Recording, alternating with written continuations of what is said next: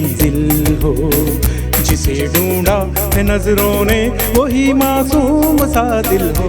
तुम्हें कैसे बता दूं तुम मेरी मंजिल हो, मेरी मंजिल हो।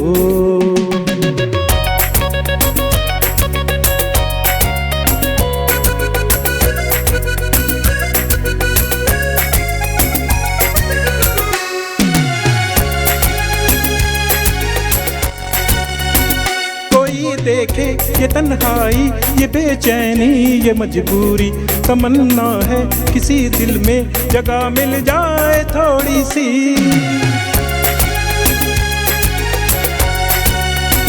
कोई देखे ये तन्हाई, ये बेचैनी, ये मजबूरी, तमन्ना है किसी दिल में जगह मिल जाए थोड़ी सी।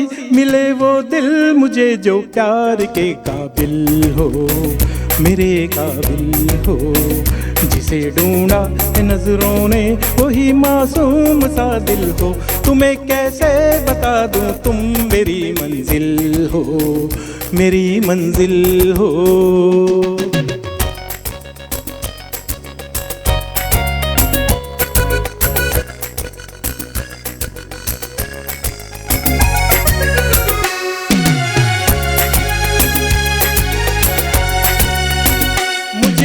हाल में देखा तो होंठों पर हंसी आई।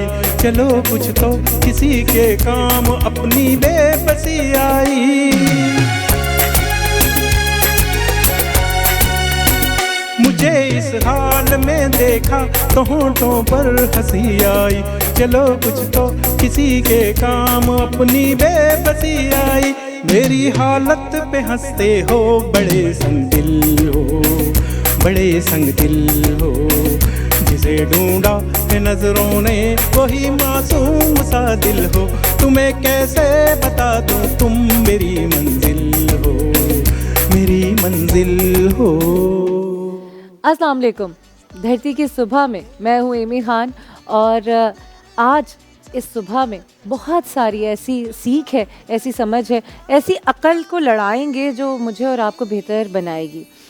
जब हम रोज़ इस सुबह का आगाज़ देखते हैं, जब रात का अंधेरा सुबह की रोशनी में बदल रहा होता है, तो मुझे लगता है मुझ जैसा हर इंसान, हर वो सोच, हर वो शख्सियत, हर वो जहन रखने वाला, शायद उसके लिए ये सीख काफ़ी है कि हर रात के बाद सवेरा है। जो लोग ज़िंदगी में आगे बढ़ रहे होते हैं, मुश्किलें भी उन्हीं की ज़िंदगी में आती हैं। जो लोग चैलेंजेस का सामना करने का दम रखते हैं, उन्हें कुछ ऐसे तूफ़ानों से टकराना पड़ता है। तोड़ने की कोशिश की जाती है अपने इखलाक से, अपने उस औजार से जिसकी ज़र्ब जो है वो दिखती नहीं है, अपनी ज़बान से, अपने दिमाग के उन फतूर से जहाँ पे इंसान को लगता है कि मैं जीत गया। अपने आप का एक मुकाबला है। यूँ कह लें कि बस इस मुकाबले में आपने अपने आप को खुद ही विनर चाहा है, पहुँचाया है और विन विन पोजीशन पे आप रहें।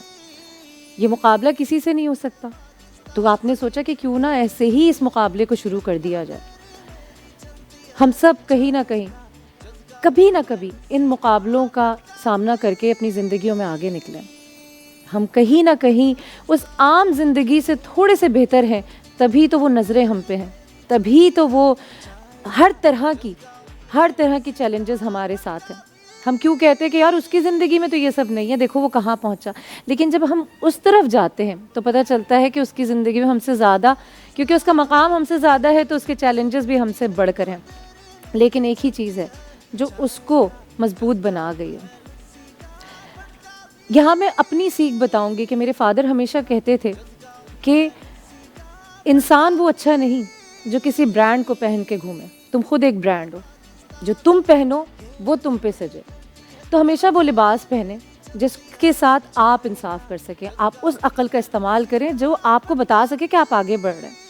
और इन तमाम चैलेंजेस में आपको पता है मजबूत कहाँ होना पड़ता है? जब आप गिव अप नहीं करते, जब आप हार नहीं मानते, जब आप उस शख्स को ये बता देते हैं कि इधर आओ, बताओ क्या बात है, मैं तुमसे मुकाबला करने की सकत ही नहीं रखता, वरना मैं क्या तुम जैसा नहीं होता, मैं उस जगह पे नहीं होता।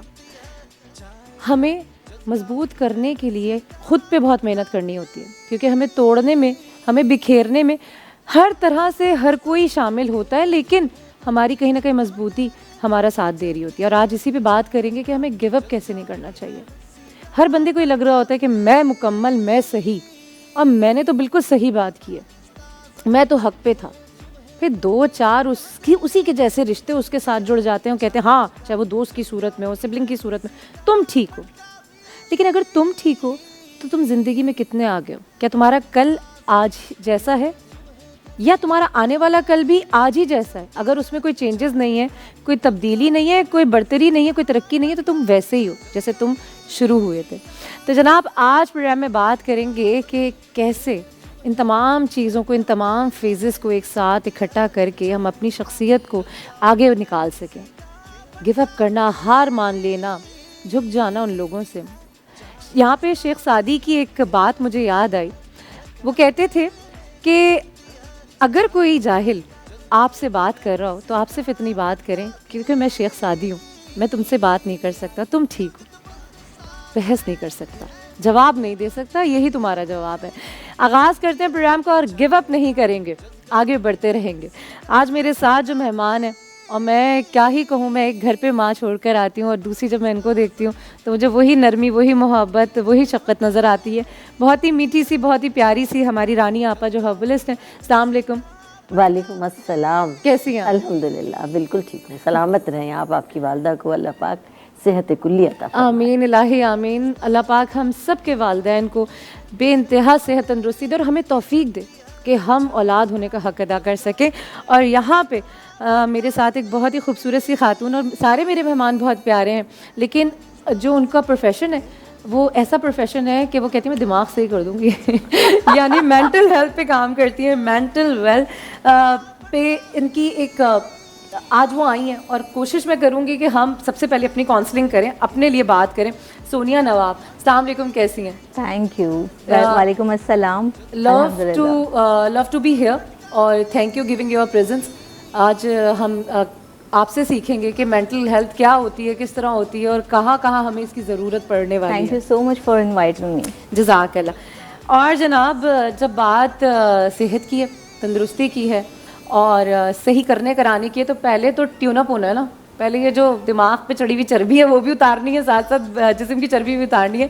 तो यहाँ योगा एक्सपर्ट है and beauty expert as well, Ayesha Khan. अस्सलाम वालेकुम। वालेकुम अस्सलाम। कैसी हैं आयशा? मैं बिल्कुल ठीक हूँ, आप कैसी हैं? सबसे अच्छी बात, मैं अल्लाह का शुक्र बिल्कुल ठीक हूँ। आज गला थोड़ा सा हालात की नज़र हुआ हुआ है, लेकिन फिर भी ये यही तो है कि हम कहते हैं नेवर गिव अप। बिल्कुल, हमने तो चलना है। बिल्कुल।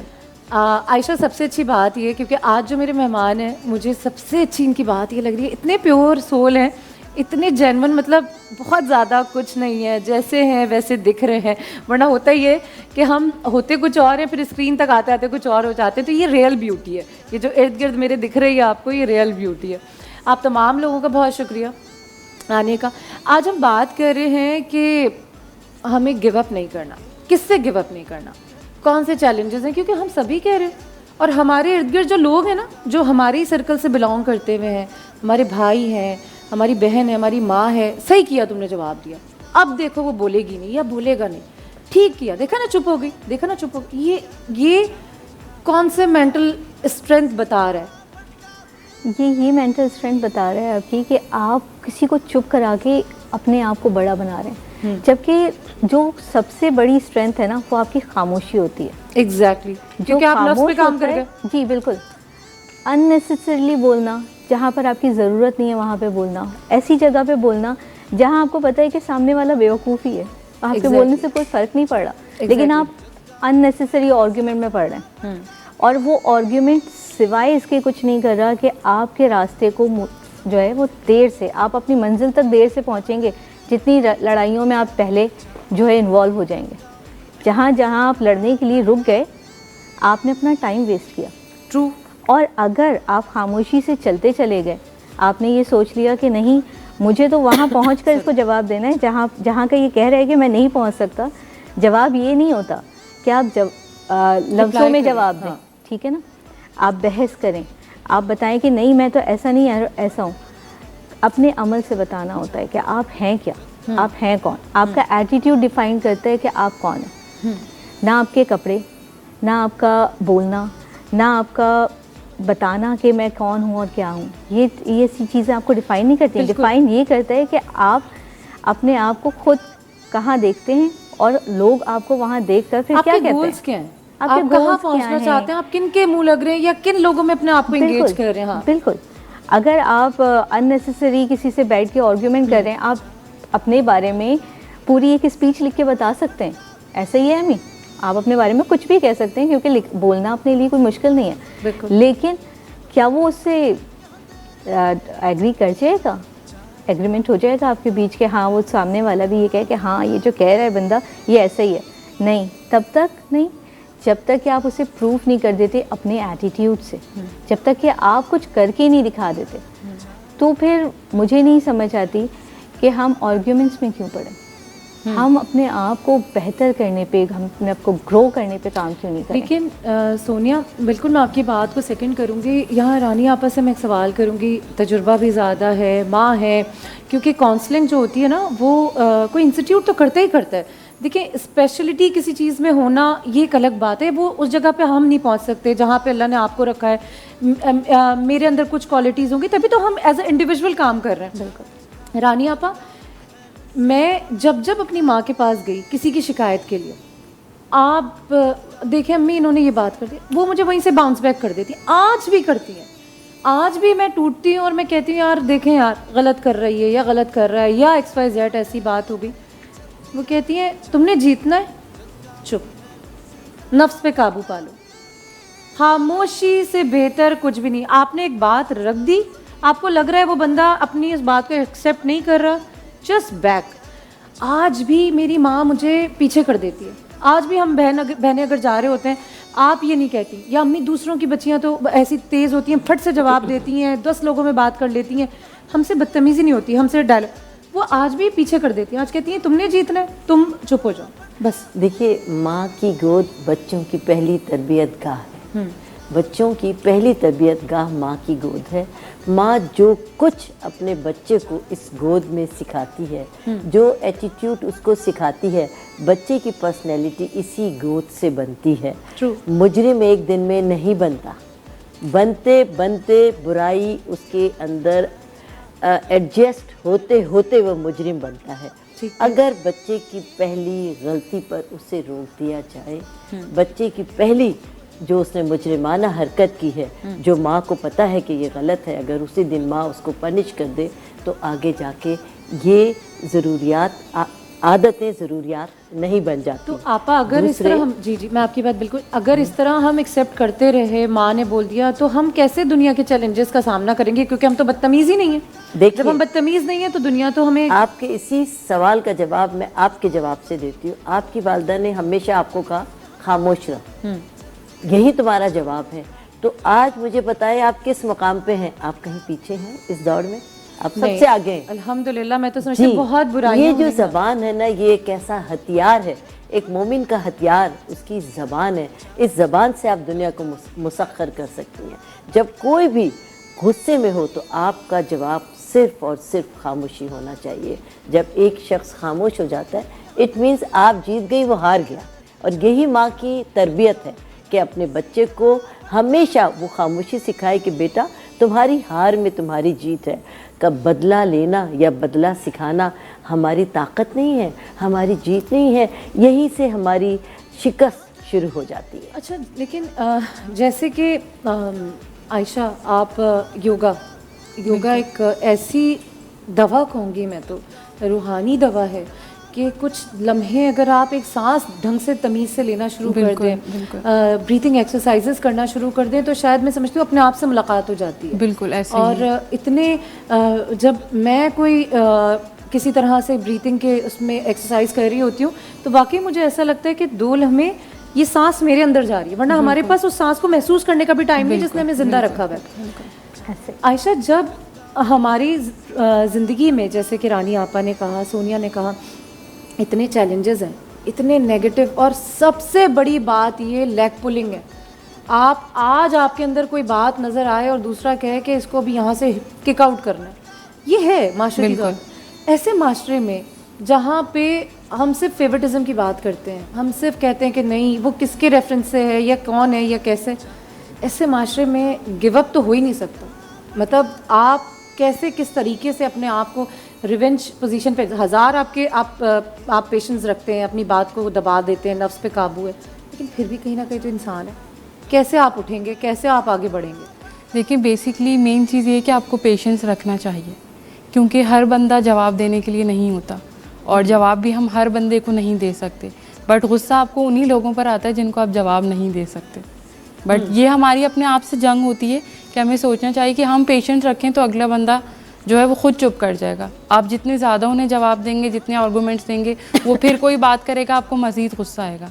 तो सबसे बेस्ट इसके लिए पेशेंस है। और हम योगीज़ ये करते हैं कि जब बहुत ज़्यादा गुस्सा आता है या कोई चीज़ कंट्रोल नहीं हो रही होती तो हम ब्रीथिंग फास्ट कर देते हैं, इनहेल और एक्सहेल, ब्रीथ इन करते हैं और ब्रीथ आउट करते हैं। और ये वाली जो ब्रीथिंग होती है वो हम नोज़ से ही इनहेल करते हैं और नोज़ से ही एक्सहेल करते हैं। हमारे यहाँ आयशा इतनी एक लैकिंग ऑफ एजुकेशन कह लें, क्या कहूँ कि अपने क्योंकि हम बड़े हौश पौश जल्दबाजी में बस पैदा भी पल भी गए, हालांकि वालिदैन ने एक भरपूर टाइम दिया हमें, लेकिन हाँ वो एक हमने एक्सेप्ट नहीं किया। वहाँ पे कहीं हम नाकामी का शिकार हो रहे हैं तो हम कहते हैं उसकी वजह से, सबसे पहले हम रीजनिंग दे देते हैं। अच्छा, ये जो ब्लेम गेम है ना, ये हमारी सबसे बड़ी वीकनेस होती है। जब हम अपनी किसी एक्शन का इल्ज़ाम किसी दूसरे पे लगा के हम ये समझते हैं कि हम इसे जस्टिफाई कर लेंगे, ऐसा नहीं होता। होता ये है कि उससे आप अपने आप को और इंटरनली वीक कर रहे होते हैं और आपके अंदर से एक अप्रोच डेवलप होती है कि मैं जो कुछ हूँ वो किसी और की वजह से हूँ। तो अगर आप फेल हैं तो दूसरों की वजह से, लेकिन अगर आप सक्सेसफुल होते तो फिर वो किसकी वजह से होते? वो कैसे? बिल्कुल। तो जो खैर है वो मेरी है और जो शर है वो किसी और का, ऐसा नहीं होता। ऐसे ही। तो अच्छा, ये सोनिया बिल्कुल आपने सही कहा। और आपा तो एक अरसे से काम कर रही हैं, सोशल हैं, एक्टिव हैं, वो देखती होंगी 10,000 और भी लोग होते होंगे जो आपकी इस जगह पे हैं। जब आपके अंदर कुछ होता है ना, तभी कोई स्पार्क आपका झलक रहा होता है। आप अगर एक आम आदमी है तो शायद वो स्पार्क भी ना हो, फिर वो इनसिक्योरिटी भी ना हो, फिर वो एक शायद अगले की स्ट्रगल आप होते हैं कि आपकी वजह से वो स्ट्रगल कर रहा है कि उसने वहाँ तक पहुँचना है, या आपको किक आउट करना है, या आपके लिए कभी भी कोई भी चीज़। जैसे मैं इस मामले में, ये जो आज का स्पेशल टॉपिक है नेवर गिव अप, अगर मैं अपनी बात करूं तो मैं इतनी सारे डिजीज़ेस के बाद, इतने सारी चीज़ों के बाद अगर मैं किसी चीज़ से लड़ के और कहीं आगे पहुंची, my father is always moral ना फॉर मी कि हाँ क्या और कैसे। क्योंकि मैंने जैसे बताया, हम सबकी ज़िंदगियों में कहीं ना कहीं वो एक एलिमेंट होता है जो हमें सिखा जाता है। बिल्कुल। फिर हमें कोई दूसरा नज़र आ रहा होता है ना, जो छोटी छोटी हरकतें कर रहा होता है, तो हम फिर हंसते हैं, अबे यार मतलब छोड़ो, लेट इट बी है ना। और एक पहला ख्याल ये भी आता है, सीख जाएगा, अभी इसे पता नहीं है, ये वाली छोटी हरकत है, चलो कोई बात नहीं, लेट इट बी, अच्छा खुश हो जाओ। तो जनाब, खुशी और गम तो खैर क्या ही इसका जिक्र किया जाए, लेकिन खुशी अपने इख्तियार में है। किसी की छोटी सोच बता देती है कि वो बेचारा है अभी थोड़ा सा उसको टाइम लगेगा समझने में, लेकिन हाँ कौले अली है कि अगर किसी के बारे में तुम्हें बेहतरी चाहिए तो उसे अकेले में बुलाओ और उसे समझाओ, करके देखें, शायद हो सकता है किसी आपकी कोई बात उसके दिल पे लग जाए, लेकिन आपने गिव अप नहीं करना है। इसी तरह ब्रेक के बाद मिलेंगे धरती की सुबह में हमारे प्यारे प्यारे खूबसूरत से मेहमानों से, जानेंगे कि ये एनर्जी कैसे अपने अंदर लेकर आएँ।